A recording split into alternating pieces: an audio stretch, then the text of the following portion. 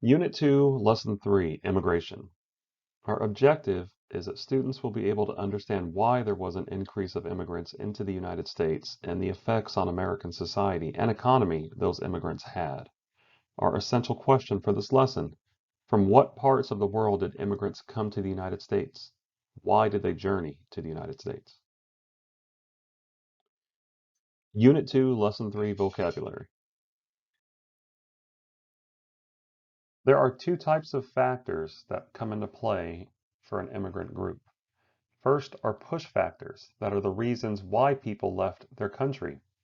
They can be environmental, social, economic, or political. That cause people to leave conditions of poverty, when they're fearful, when there's natural disasters, or heavy unemployment. The pull factors are the reasons why people moved to the United States of America in search of freedom, safety, stability, and new opportunities. Again, they could be environmental, social, economic, and political, but they would cause immigration of a people who wanted to find safety, opportunity, stability, and freedom. Immigration to the United States by decades, from the 1820s to the 2000s.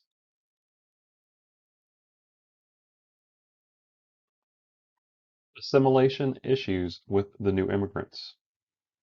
The new immigrants who arrived after the Civil War were distrusted. There was fear that these immigrants would not assimilate easily into the English-speaking culture. Beginning in the 1870s, the issue of whether or not to admit foreign-born people from all lands became a major issue in U.S. politics.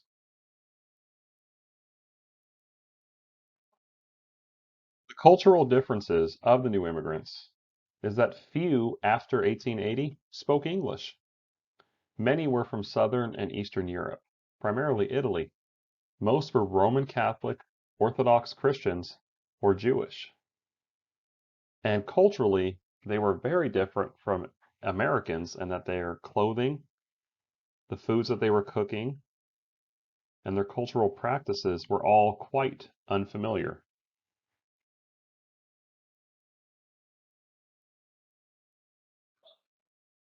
Those cultural differences were highlighted by newspaper editorials of the 1870s and 1880s, which raised fears and doubts about the newly arrived immigrants.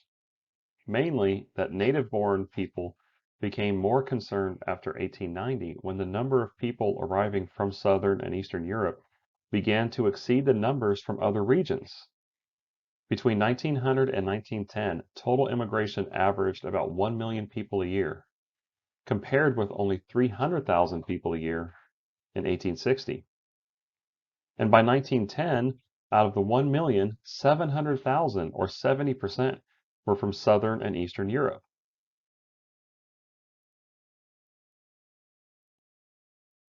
The reasons for immigration and the reasons why individual people and families immigrated varied. In general, every person or family's decision to immigrate was based on two conclusions. Either the conditions in their home country were so bad and they could no longer be tolerated, or the conditions in the US were likely to be so much better than those faced at home that it was worth the expense and the risk to migrate to America.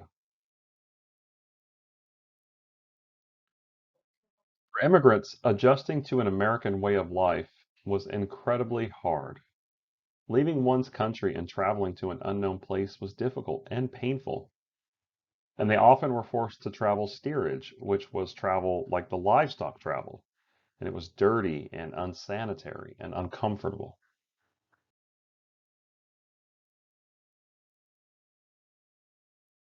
Efforts to assimilate into an American way of life for the newfound immigrants in America revolved around them living in ethnic neighborhoods in U.S. cities and urban city centers, where immigrants tried to preserve the customs and languages that they had known in Europe. At the same time, many tried hard to learn English, the English language. Though usually it was easier for immigrant children to learn English and American customs than it was for their parents.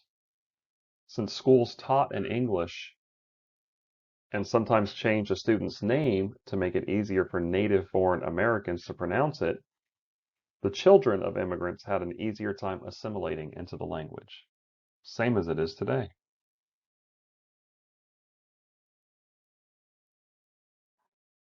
The living conditions for immigrants newly arrived in America were not ideal.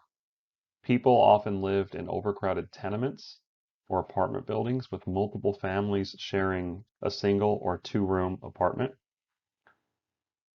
And many apartments had no bathroom, where there was a single toilet might be available for the entire floor.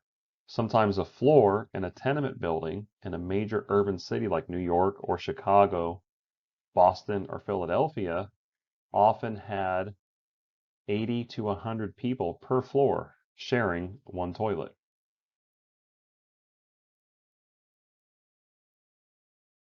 Despite all these obstacles, immigrants played a huge role in the formation of America during the Industrial Revolution.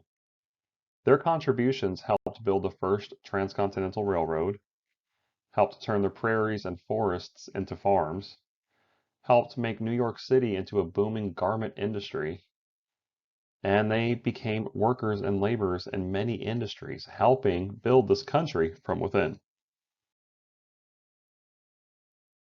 The reactions to immigration were not always kind, as the native-born Americans had a lot of increasing tension.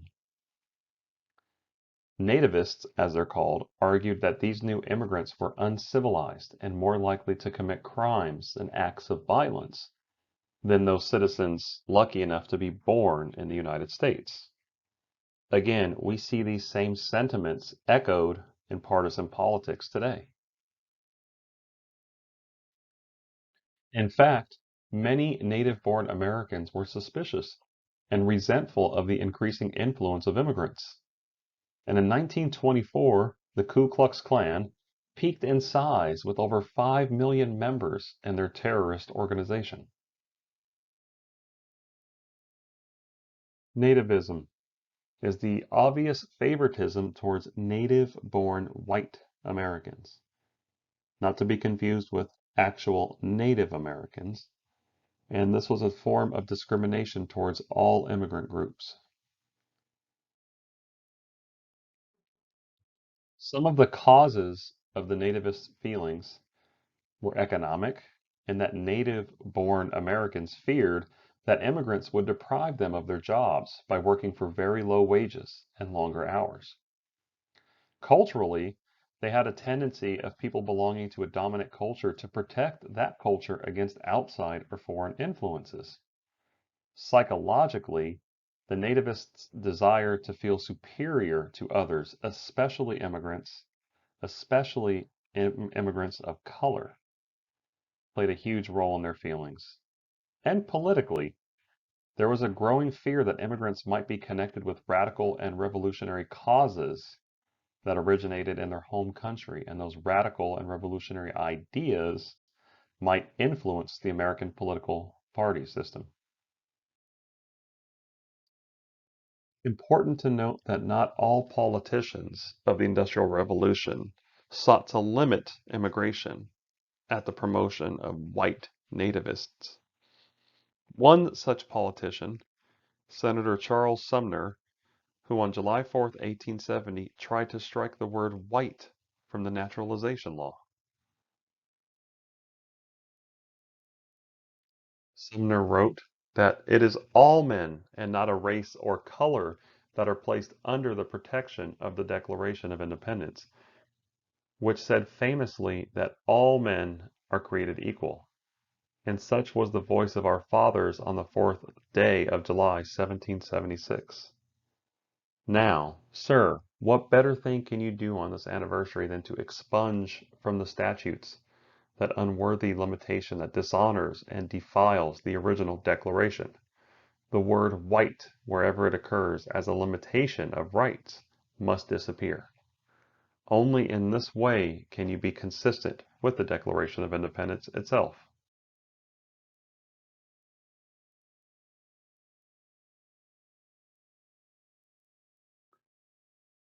We end, finally,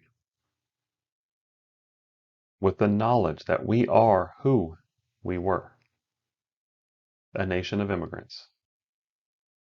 And once we can all collectively accept that fact, we can move on more harmoniously and peacefully and interact with each other authentically. The first illegal immigrants. Before we talk about immigrants and immigration, we need to talk about the only Americans who are native to this land, the Native Americans. We'll begin by examining Indian boarding schools throughout the continental United States. In the late 1800s, Native Americans were losing the U.S. Indian Wars. But for the United States, there was still considered to be an Indian problem. The choices for the American government seemed simple. Either kill all the Indians or assimilate them into white civilization through education. By the 1860s, the federal government set up 48 day schools near some Native American reservations, with the hope that the education and training they received, they would be able to civilize their parents.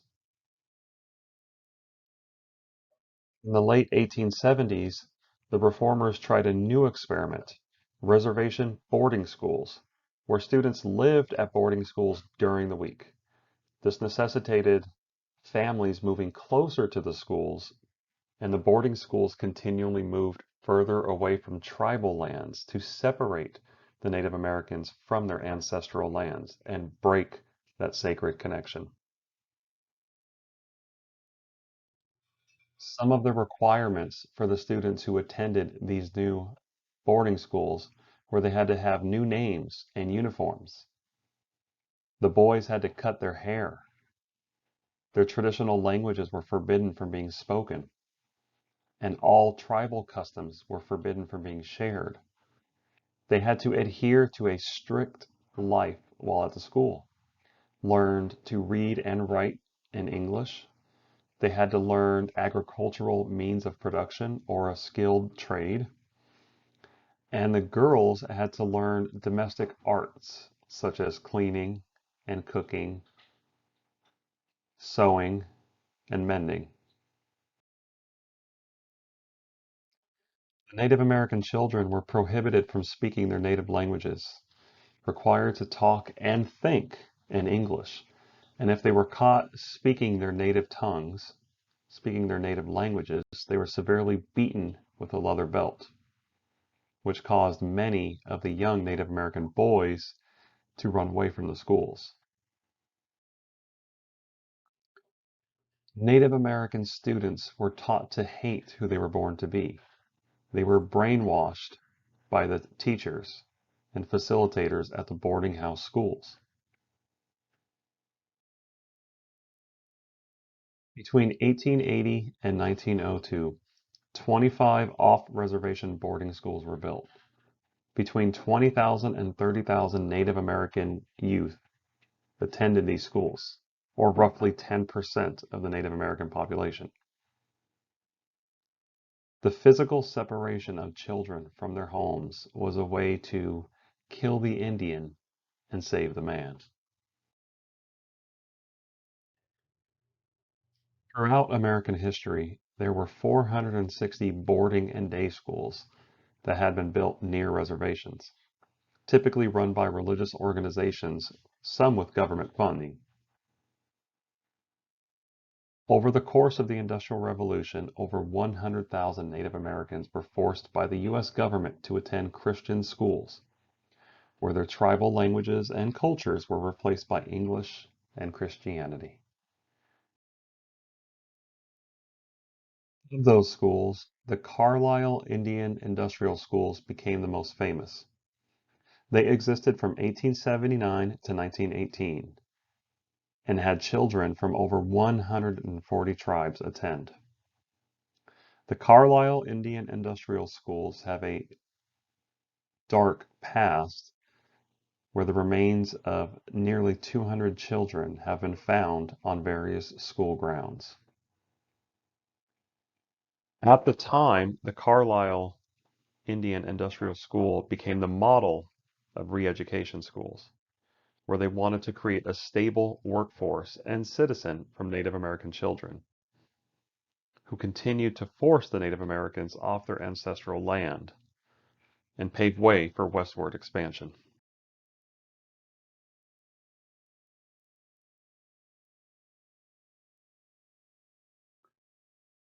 We end, finally,